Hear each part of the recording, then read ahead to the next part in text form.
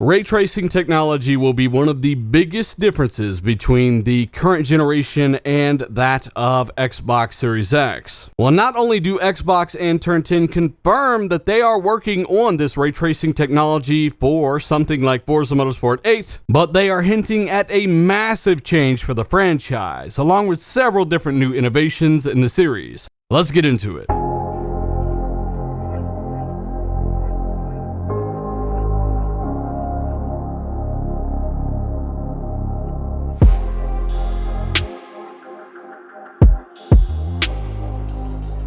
What is happening, guys? Dealer here, back again with yet another video. Thank you so much for joining me. If you happen to enjoy the information here, feel free to hit that like button, subscribe, and share with a friend. It really helps. But hey, we're here to talk about Forza Motorsport 8, and of course it's going to be one of the biggest racing games of the year. Now, whether or not it comes out this year with the launch of Series X or maybe early next year, the game is close and the team have details. Now, while we will be talking about the physics engine, tire modeling, the big changes that are apparently coming to the franchise, we have already covered their new track builder, which lets them bring tracks to the new Forza games way faster and more efficiently than ever, new feature sets, and more. I'll link that video down below. But today we're focusing on the fact that Turn 10 are already playing Forza Motorsport 8, of course they are, and apparently it feels amazing and vastly different. We'll cover some ray tracing stuff after this, but let's get into the first quote. Now, to begin with, the article mentions that the creative director of Forza Motorsport 8, or whatever this new motorsport title may be called, mentions that they just had their first studio-wide playtest for this new experience, quote unquote.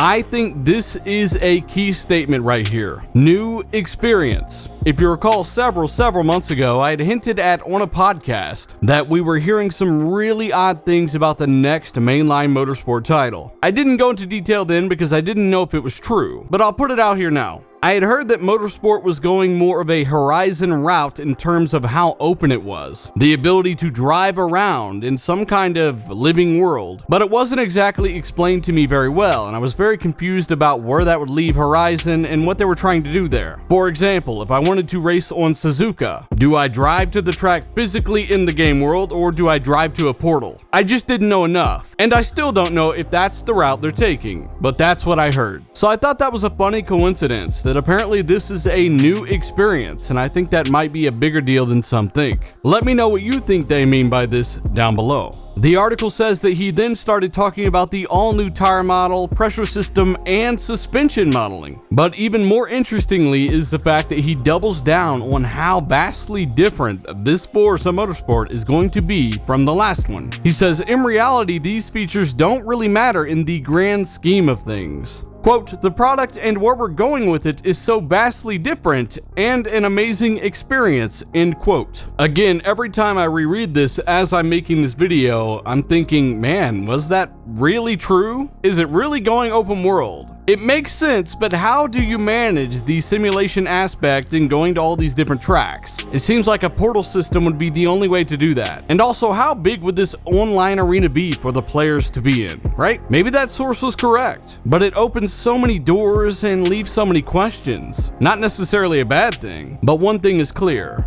Turn 10, Microsoft, they are rebooting the Forza Motorsport franchise. Things like the upgrade system, track list, a lot of these different things definitely needed a huge refresh. But it looks like they are ripping everything out and rebooting this thing with not only a completely new dynamic, but maybe even a brand new next generation iteration of the Forza Tech engine, one that does feature ray tracing, as we will get into. But hey, I know I'm rambling, big Forza fan, it's exciting to me. I'm very curious about this. Let's get back to the article. Turn 10 creative director does confirm that they have a new way for heat to transfer into the tire model. Quote, we have a new way that heat interacts with the tire pressure, and we actually have dynamic track temperature affecting this all. He also confirms dynamic rubbering on the track itself, meaning the more times a car hits a corner, the more times you brake in a spot, the more times you lose traction under throttle out of an apex, the more rubber will actually accumulate on the road, possibly leaving things like rubber marbles all over the place over the course of time. He says, quote, "We have dynamic rubbering in on the track. We have a new atmospheric pressure system affecting things like air density. This does include aerodynamics, power, and tire pressure itself."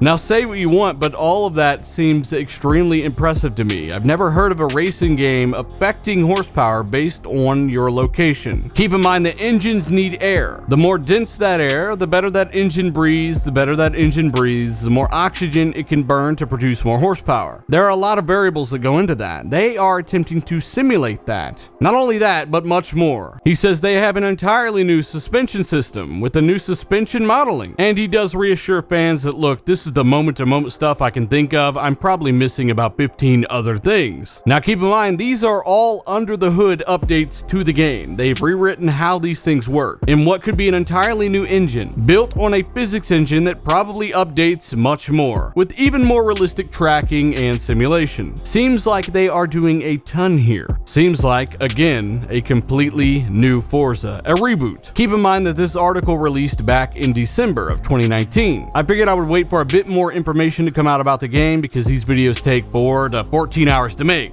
He confirmed then that you would find out more about the game in 2020. And traditionally, you don't find out about the next Forza game until it is at least within 1 year of its release date. Meaning, again, you could see it at the launch of the Series X. If not, hopefully soon after. Again, big changes coming for the franchise apparently. I cannot wait to see what they're doing. Let me know your thoughts on everything we covered so far. Let's get into the next article on Turn 10's ray tracing.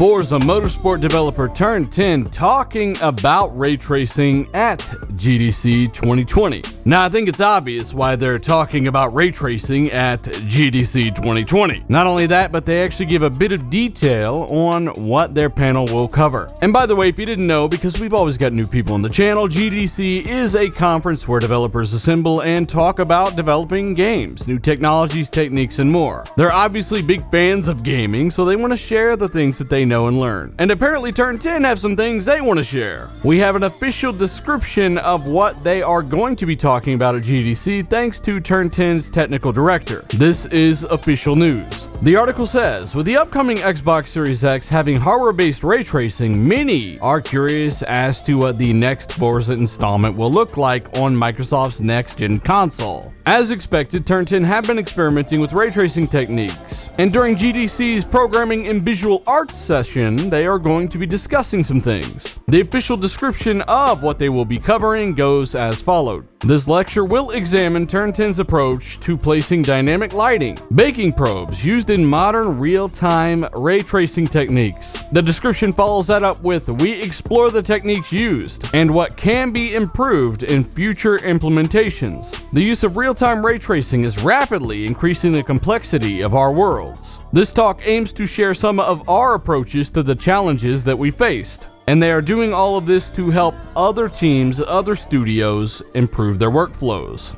Of course, feel free to read this yourself. As always, it is linked down below. But let's go over what this post means. 1. It tells us that Forza Motorsport 8 is quite far in development, no matter what any of those developers say. They were saying there was no Forza in development as little as a year ago. It's something commonly done when in fact, most likely it was already in pre-production before Forza Motorsport 7 released. The fact that they're going to GDC to talk about their ray tracing means that not only are they far in development, but they have done significant optimization around it already, or they would not be trying to teach other developers how to leverage it. Now, going to a place like GDC and giving a talk on how to better leverage that hardware has a couple different positive effects. For one, other developers can learn. But the big effect Xbox want from this, the reason they are sending Turn 10 there, is to teach those third-party developers how to better leverage the RT cores. They want Xbox Series X to stand out even more than it's already going to. If developers know how to handle that power, if they get all these little tips on how to optimize that ray tracing, it's only going to help the third-party games run and look better on their console, which is really ultimately good for us. Better visuals, better performance for your dollar. So yes, the game has been in development for quite some time. They've already got significant experience with ray tracing. It also adds more context to the fact that Forza 8 is kind of close, or they wouldn't really be talking about it like this, right? And it definitely, obviously confirms ray tracing for Forza Motorsport 8. They did confirm that it was real-time ray tracing as well, meaning that it is Series X. It's not the pre-baked type of ray tracing or ray trace shadows. They are talking about bounce lighting off of every single metallic or shiny object or anything that can absorb and refract light. As we've covered in depth on this channel, Xbox Series X does have hardware accelerated ray tracing, meaning on top of the traditional compute units inside of that APU, you are going to have dedicated RT cores in there as well. After all, you would not want those outside of the APU unless it was an afterthought. Now, technically, all ray tracing is hardware accelerated, meaning, hey, your graphics card does push it out onto your screen. But if you do not have those dedicated cores in there, it is basically being emulated on cores that are not built specifically for ray tracing. They are not as good at doing ray tracing, so the performance penalty is huge when you are doing any kind of ray traced emulation. For instance, if you have a GTX 1080, you can do ray tracing with it even though it does not have RT cores inside. They brute force it, and because there are no RT cores that pick up the load, the penalty with that card with ray tracing is absolutely insane. It takes a ton of frames just to do it, and we all know ray tracing generally is already quite demanding, at least compared to other graphics technologies on PC. It's already gotten significantly more optimized. I expect the consoles to have an even more optimized, focused version of ray tracing, and I expect ray tracing to really take off once developers start mass adopting this technology through the new consoles. But hey, let me know what you think about all of this stuff. Very, very, very interesting. Again, Series X hardware acceleration confirmed there. They'll definitely be using those specialized cores. And don't forget, that's 12 teraflops of Navi architecture, or what would really be like 14, 15 of current day GZN architecture. And when I say current day, I mean consoles. So if it uses the same chip as the Xbox One X, you are looking at 14 teraflops there. But because Navi is more efficient per T-flop, more performance, more frames per T-flop, it's a gaming focused architecture. 9.5 T-flops on Navi is more like 12 of the current Xbox One X architecture. So 12 on Navi is going to be massive for console. Of course, keep in mind that that is the target I was told about. And of course, Lockhart coming in at 4 teraflops. That was the target there. Either way, going to be a phenomenal experience. Lightning fast load times that apparently, quote, eradicate load times, unquote. I cannot wait. But again, let me know what your thoughts are down below. Hit that like button if you enjoyed the video. Maybe show a buddy or two, somebody who likes cars or anybody who plays games. That'd be great. Subscribe if you haven't. Hit that bell notification button there to let you know when I upload more videos. Check the links down below. And if you want to support content like this, check out the Patreon or consider hitting the join button. It helps a lot. Again, I'm Dealer.